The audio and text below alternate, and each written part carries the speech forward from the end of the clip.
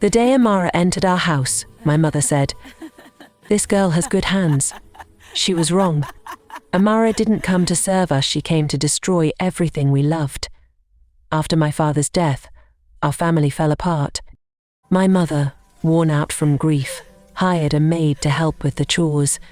Her name was Amara, a quiet, pretty girl from the village, humble, soft-spoken, and always smiling. At first, everything felt peaceful again.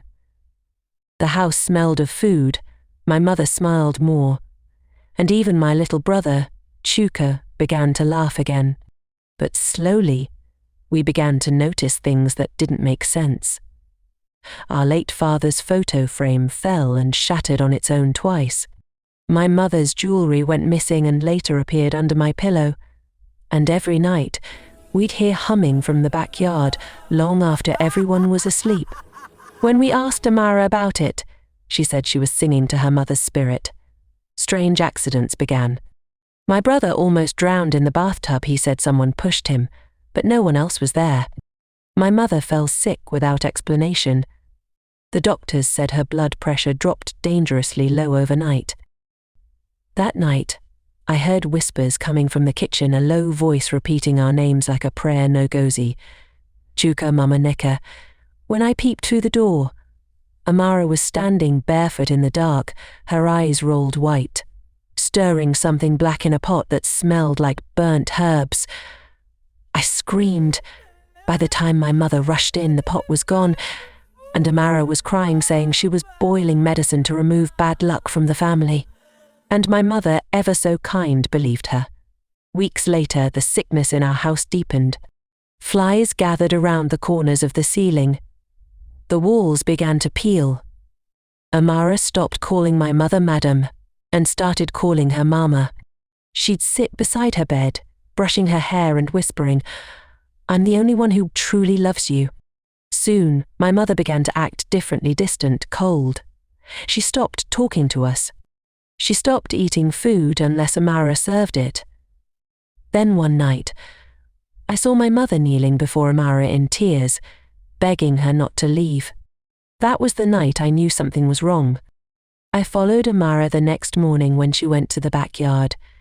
She dug a small hole and pulled out a nylon bag containing hair strands, fingernails, and something that looked like my father's wristwatch, the one buried with him. When she saw me, she smiled and said, "Your father gave this to me. He said I'd finish what he started." My blood froze. Before I could react, she leaned close and whispered, "You should be careful what you touch in this house, Ngozi. Some things already belong to me." Amara's grip on the family deepens. Mama becomes her puppet. Chuka begins to lose his mind, and the once happy home turns into a living nightmare. But Ngozi, desperate to save her family, finds a shocking truth. Amara is connected to her father's mysterious death, and may not even be human. I didn't sleep that night. Every shadow in the house felt alive. Amara moved silently from room to room, humming a song that made the walls tremble. Mama lay in bed, eyes half open, murmuring words I didn't understand. I tried calling our pastor again, but his phone was switched off. It was as if help had been sealed away. By midnight, I saw Amara walk into Mama's room with a bowl of something steaming. I followed quietly and stood by the door. Mama was awake but weak. "Amara, what is this?" she whispered. Amara smiled.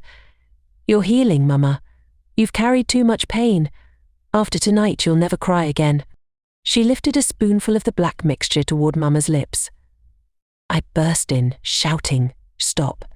The bowl fell, splattering on the floor, and that's when I saw it.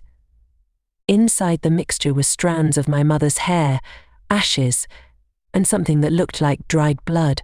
"You've been poisoning her," I screamed. Amara looked at me calmly.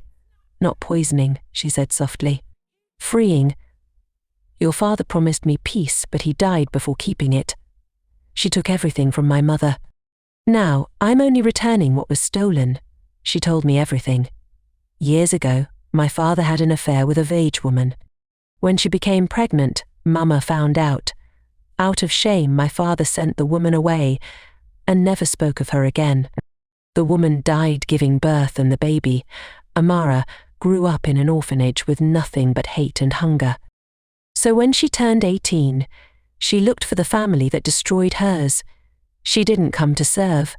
She came to make us feel what her mother felt: helpless, broken, forgotten. But what Amara didn't know was that Mama had already forgiven my father long ago. She'd been living with guilt, praying every day for the woman her husband betrayed.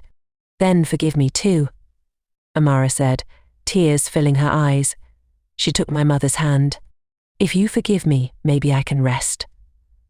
Mama smiled faintly, touched her cheek, and whispered, "I forgive you, my daughter." Before dawn, I woke to the smell of smoke. The curtains were burning. The air was thick. Amara was standing in the middle of the living room, holding a lantern. She was crying not out of anger, but sorrow. "I tried to stop it," she whispered. "But the spirits want balance. One life for one sin." I ran to pull Mama from her bed, but she was too weak. Amara grabbed my hand, tears running down her face. "Go," she said. "Save yourself. You've suffered enough." Then she poured the burning oil across the floor. The fire spread fast, crawling up the walls like snakes of light. I dragged Mama outside, screaming her name, but she didn't move. Her eyes were open, peaceful, almost smiling. Amara didn't follow us out. She stood inside the flames, humming that same haunting lullaby. The fire took the house, the memories, and everything we were. They rebuilt the house, but no one lives there now. People say they still hear a girl singing inside when it rains. Sometimes I go there and place flowers by the old tree, because even though she destroyed us, I can't hate her anymore. Maybe Amara wasn't born evil. Maybe she was just a broken soul searching for the love she never received. In the end, we all burned for the sins of our parents. Unforgiveness is a curse that passes through generations, and when you refuse to heal your past, it comes back wearing a new face.